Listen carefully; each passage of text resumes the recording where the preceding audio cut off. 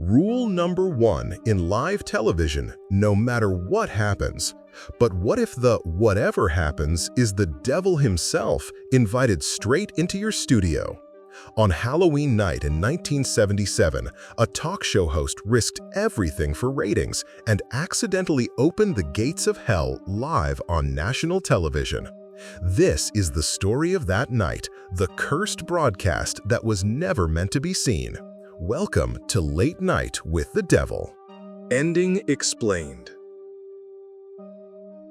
The film opens with a documentary-style montage of 1970s America, political chaos, social unrest, and the rising fear of satanic cults. In these turbulent times, in 1971, a charismatic host named Jack Del Roy launches his late-night talk show, Night Owls. Jack has one goal: dethrone the king of late-night television, Johnny Carson. Jack's greatest supporter is his wife, Madeline, a beloved stage performer. Together, they're America's favorite couple. But behind their glamorous life lurks a dark rumor. Jack is said to be a member of a secretive club called The Grove, deep in the forests of California, an elite society rumored to perform pagan rituals that can either skyrocket careers or destroy them.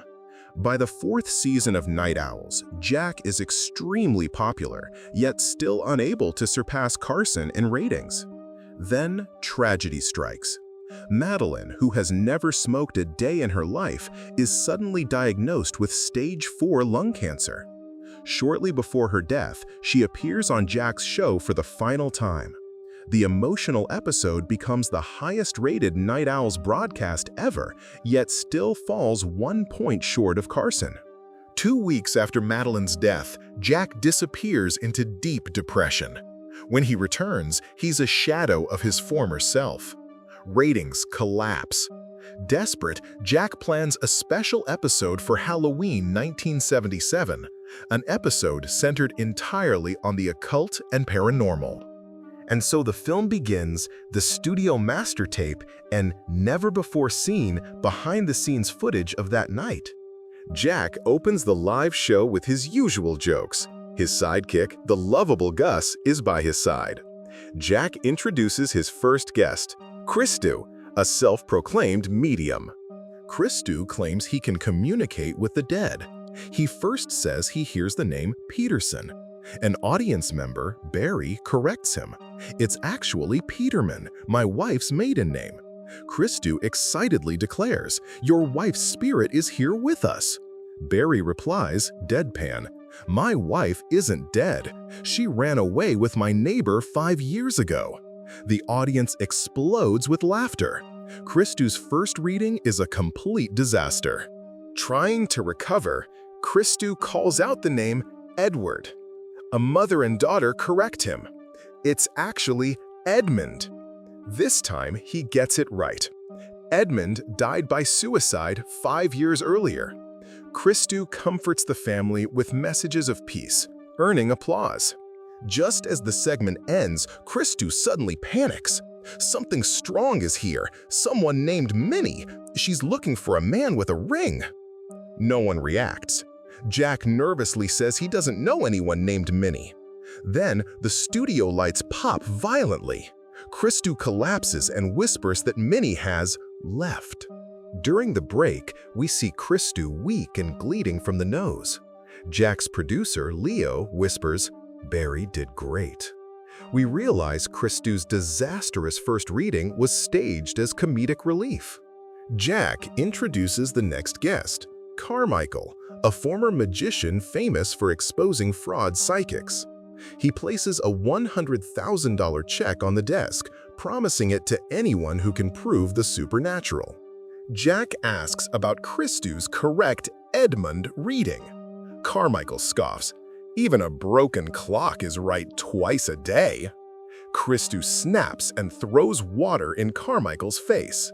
Then the first major turning point hits. Jack stops Christu and, with trembling voice, confesses, "Minnie was my personal nickname for my late wife, Madeline. and the unmarried man with the ring was me. The studio freezes. This wasn't planned. Even Carmichael is stunned. He quickly regains composure. If that's true, then summon your wife right now. I'll raise my check to $500,000.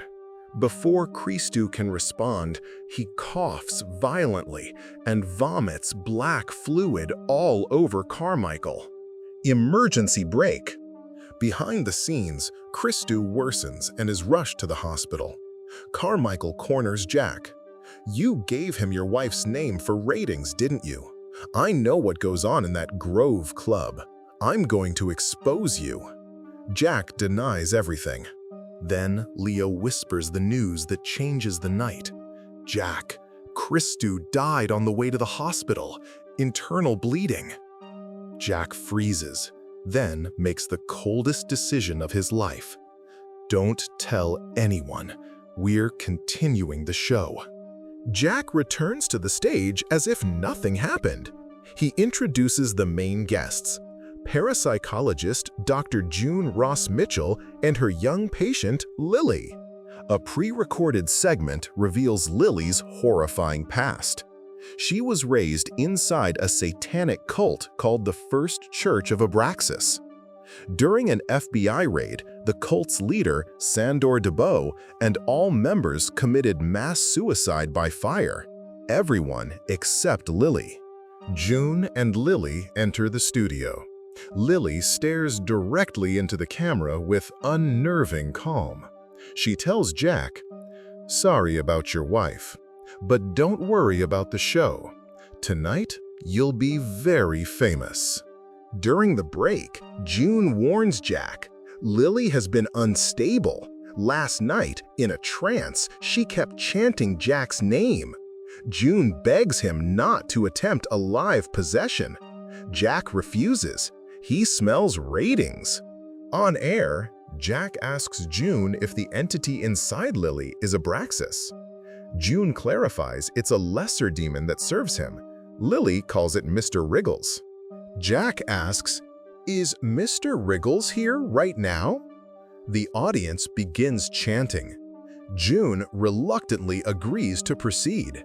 The exorcism begins. Lily is tied to a chair. June induces a trance. Lily's body convulses. Her voice deepens. Her eyes roll back. The demon takes over. It searches the room, then locks its gaze on Jack. The second major turning point hits. "Good to see you again, Jack, among the tall trees."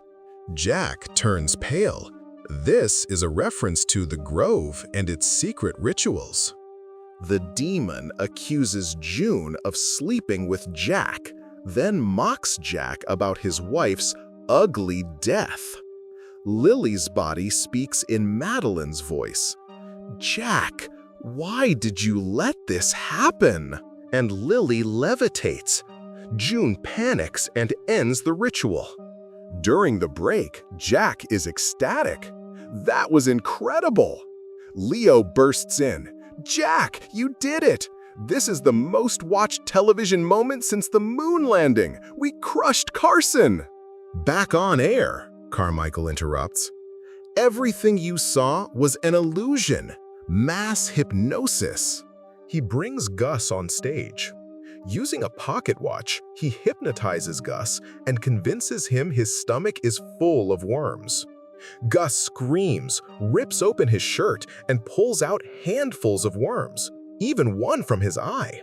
Then Carmichael snaps his fingers.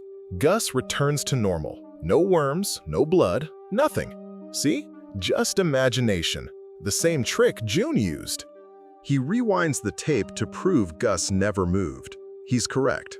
Then Lily speaks softly. "Why don't we rewind my tape?" Jack agrees. They rewind the footage. Lily truly levitates.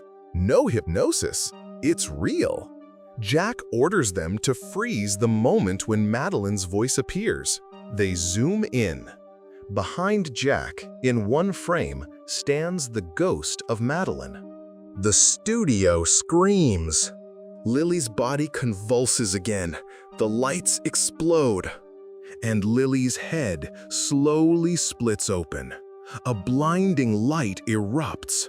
The demon is free. Invisible, it slaughters everyone. Twists Gus' head 180 degrees.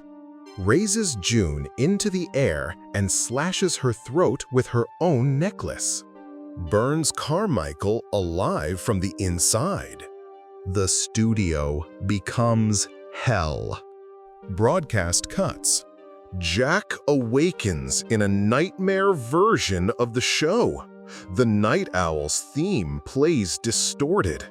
Hooded figures surround him. He is in the grove. Zondor Dabo appears. Jack relives his darkest memory. Madeline, dying from cancer, begs him to end her suffering.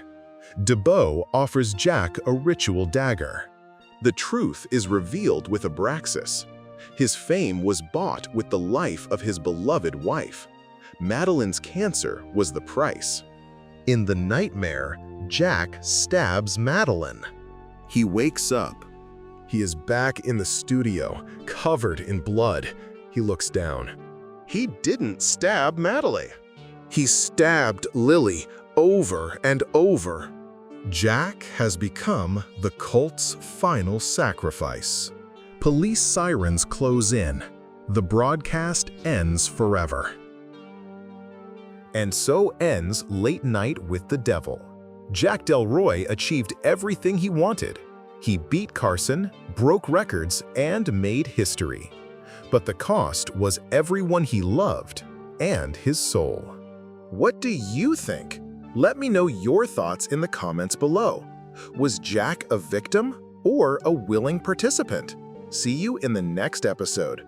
Ending Explained.